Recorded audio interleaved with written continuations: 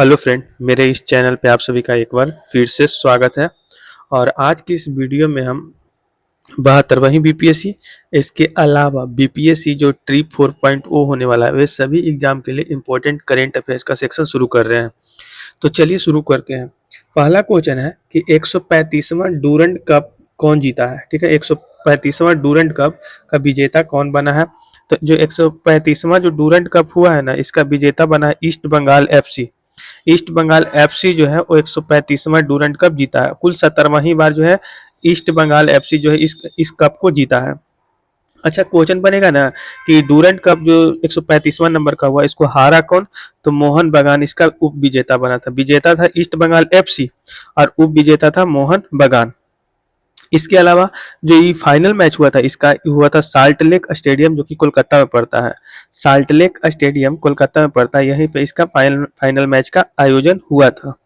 इसके अलावा याद रखिएगा कि ये जो इसका डूरंड कप जो है ना, ये डूरंड कप का शुरुआत कब हुआ था। तो 1888 में शिमला में इसका शुरुआत हुआ था। कहाँ पे हुआ था। तो शिमला में हुआ था। कब हुआ था। 1888 में। तो सारा फैक्ट आपको याद हो गया। 135वां डूरंड कप कौन जीता। East Bengal FC. हारा कौन। मोहन बगान। फाइनल मैच का आयोजन कहाँ पे हुआ था। तो साल्ट लेक स्टेडियम कोलकाता में हुआ था।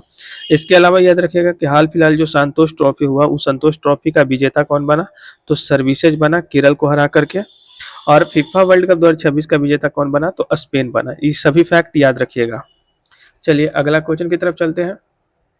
अगला क्वेश्चन है कि ऑपरेशन ब्लैक हॉक कहाँ पे चलाया गया। तो ऑपरेशन ब्लैक हॉक जो है यूपी और मध्य प्रदेश, उत्तर प्रदेश और मध्य प्रदेश में ऑपरेशन ब्लैक हॉक चलाया गया।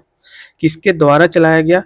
तो सेंट्रल ब्यूरो ब्यूरो एंड नैरोकॉटिक्स के द्वारा चलाया गया। सेंट्रल ब्यूरो एंड नैरोकॉटिक्स के द्वारा ऑपरेशन ब्लैक हॉक चलाया गया, जो कि कहाँ पे चलाया गया। यूपी और मध्य प्रदेश में। अच्छा, ये किस लिए चलाया गया था। तो जो ड्रग्स या नशीला जो दवा होता है ना, ड्रग्स या नशीला दवा, उसके विरुद्ध में ये चलाया गया था ऑपरेशन ब्लैक हॉक।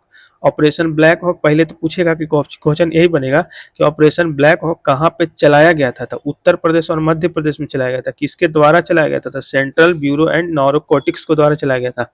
किसके खिलाफ चलाया गया था। तो ड्रग्स और नशीले दवाओं के खिलाफ चलाया गया था। इसी के तहत ऑपरेशन ब्लैक हॉक के तहत ही लखनऊ से जो है 19 केजी हेरोइन को जब्त किया गया था। ठीक है, याद रखिएगा। क्वेश्चन बनेगा ना कि लखनऊ से 19 केजी हेरोइन जब्त किया गया था, वो किसके तहत जब्त किया गया था। तो ऑपरेशन ब्लैक हॉक के तहत जब्त किया गया था। अगला क्वेश्चन है थर्ड नंबर कि पहली स्वदेशी AK 203 राइफल का सफल परीक्षण। ठीक है, पहली बार किया गया है स्वदेशी AK 2003 राइफल का सफल प्रशिक्षण। और यही जो स्वदेशी AK 203 राइफल है, इसका नाम है शेर। और इसकी पहली बार जो है परीक्षण किया गया है। इसका निर्माण किया गया था अमेठी में। इसका निर्माण अमेठी में एक फैक्ट्री है, कोरबा फैक्ट्री, यहीं पे इसका निर्माण हुआ था। तो क्वेश्चन ध्यान से समझ लीजिएगा। ये पहला स्वदेशी जो है, स्वदेशी माने अपने देश में विकसित किया गया AK 203 राइफल है। और इसी का सफल प्रशिक्षण किया गया है। इसका इसे नाम में रखा गया शेर। और इसका निर्माण कहाँ किया गया था। तो अमेठी में किया गया था, कोरबा फैक्ट्री में। इसके अलावा प्रचंड क्या है। तो प्रचंड एक तरीके का लाइट कॉम्बैक्ट हेलीकॉप्टर है। एक बार हाल फिलहाल एग्जाम में क्वेश्चन पूछा गया है। ठीक है, चलिए आगे चलते हैं। अगला क्वेश्चन है कि पहला मिट्टी की बनावट का मानचित्र तैयार किया गया है। ये जो पहला मिट्टी का मानचित्र तैयार किया गया है, वो किसके द्वारा किया गया है। पहला मिट्टी का मानचित्र तैयार किया गया है। तो एनबीएसएस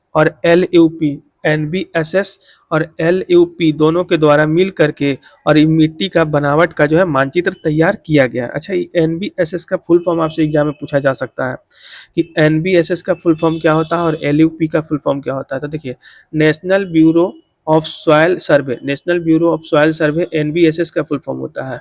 और एलयूपी का फुल फॉर्म होता है land use planning, land use planning. तो एनबीएसएस का फुल फॉर्म होता है नेशनल ब्यूरो ऑफ सॉयल सर्वे और एलयूपी का होता है लैंड यूज प्लानिंग। ठीक है, एनबीएसएस एलयूपी का फुल फॉर्म बता दिए। और इसका हेड क्वार्टर है नागपुर में, ये भी याद रखिएगा। तो पहला मिट्टी का मानचित्र तैयार किया गया किसके द्वारा। तो एनबीएसएस एंड एलयूपी के द्वारा। अच्छा, वर्ल्ड सॉइल डे कब मनाया जाता है। विश्व मिट्टी दिवस कब मनाया जाता है। तो 5 दिसंबर को मनाया जाता है विश्व मिट्टी दिवस। यहाँ तक कोई दिक्कत नहीं है। चलिए अगले पेज की तरफ हम लोग चलते हैं। यहीं पे आपको सारा क्वेश्चन करवा देंगे करंट अफेयर्स का आज के इस वीडियो में। आप लोग बस ध्यान से सुनिएगा। 1 मिनट पहले सही ढंग से सेट कर लेते हैं इसको।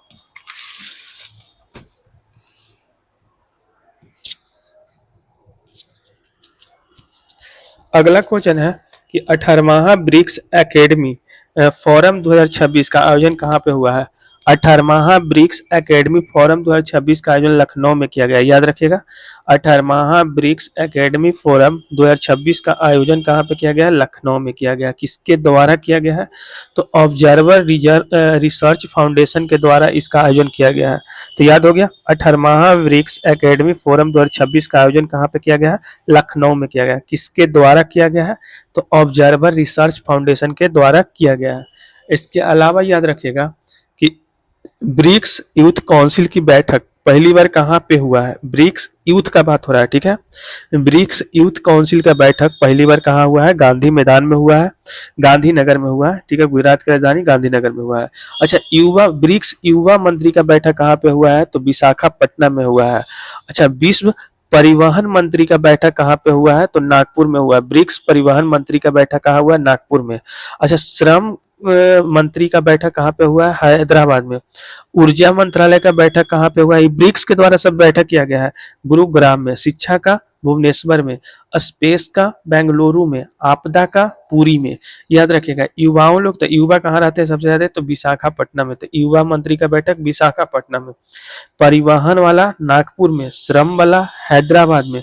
ऊर्जा वाला, ये सब ब्रिक्स के द्वारा बैठक हुआ है। ऊर्जा वाला गुरुग्राम में।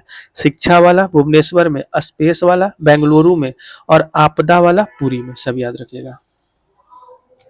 अगला है कौसरनाथ यात्रा। कौसरनाथ यात्रा कहाँ पे हुआ है? तो देखिए, कौसरनाथ यात्रा जम्मू कश्मीर में किया गया है। ऐसे ही महौर से लेके कौसरनाथ तक का यात्रा होगा। तब महौर से लेके कौसरनाथ तक का यात्रा होगा। कौसरनाथ यात्रा कहाँ पे किया गया है? जम्मू कश्मीर में। जम्मू कश्मीर का कुछ फेमस त्योहार याद रख लीजिएगा, जैसे कंछौत हो गया, कंचौत। इसके अलावा खीर भवानी हो गया। इसके अलावा हैरात पर्व हो गया। कंचौत, खीर भवानी, हैरात पर्व। कंचौत, खीर भवानी, हैरात पर्व, ये तीनों के तीनों पर्व कहाँ का है? जम्मू कश्मीर का। कौसरनाथ यात्रा कहाँ पे हुआ है? कौसरनाथ यात्रा कहाँ पे हुआ है? जम्मू कश्मीर में। कौसरनाथ यात्रा कहाँ पे हुआ है? जम्मू कश्मीर। कहाँ से कहाँ? महौर से कौसरनाथ। यहीं पे हम आपको याद करवाने का प्रयास करेंगे। अगला है गर्भिणी मित्र कोर्स कहाँ पे शुरू किया गया है? तो गर्भिणी मित्र कोर्स पहले तो क्वेश्चन बनेगा ना कि किसके द्वारा शुरू किया गया है? तो गर्भिणी मित्र कोर्स जो है ना, वो all India institute of Ayurveda, all India institute of Ayurveda Delhi के द्वारा शुरू किया गया है, ठीक है। याद रखिएगा ना कि इसका मातृ कल्याण सहायता पे आधारित है। मातृ कल्याण सहायता पे आधारित होगा। एक बैच में कुल 20 स्टूडेंट होगा। तो ये एक तरीके का कोर्स है। गर्भनी मित्र कोर्स एक तरीके का कोर्स है जो कि all India institute of Ayurveda Delhi के द्वारा शुरू किया गया है।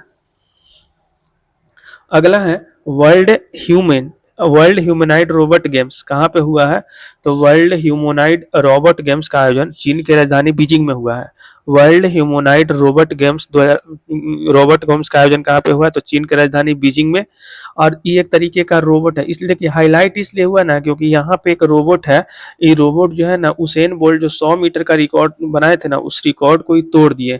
उसेन बोल्ट इसे 9.58 सेकंड में रिकॉर्ड बनाए थे, लेकिन इसको जो है एक तियान गोंग नाम के रोबोट ने 9.39 सेकंड में इस रिकॉर्ड को तोड़ दिया था, इसीलिए इस चर्चा में था। याद रखेगा, वर्ल्ड ह्यूमनाइड रोबोट गेम्स का आयोजन कहाँ पे हुआ? तो चीन की राजधानी बीजिंग में।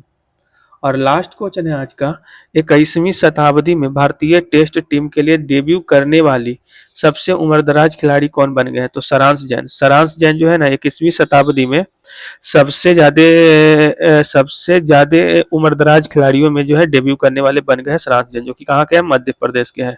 उम्मीद करते हैं कि आपको सारा याद हो गया होगा। आप लोग को वीडियो पसंद आया हो तो चैनल को सब्सक्राइब करके बेल आइकन को प्रेस कर लीजिएगा। अब कंटिन्यू रहेगा मेरे इस चैनल पे वीडियोज। पहले बीच में होल्ड हो गया था, लेकिन अब होल्ड नहीं करेगा, अब कंटिन्यू रहेगा। बाकी आप लोग चैनल को सब्सक्राइब करके बेल आइकन को प्रेस कर लीजिएगा।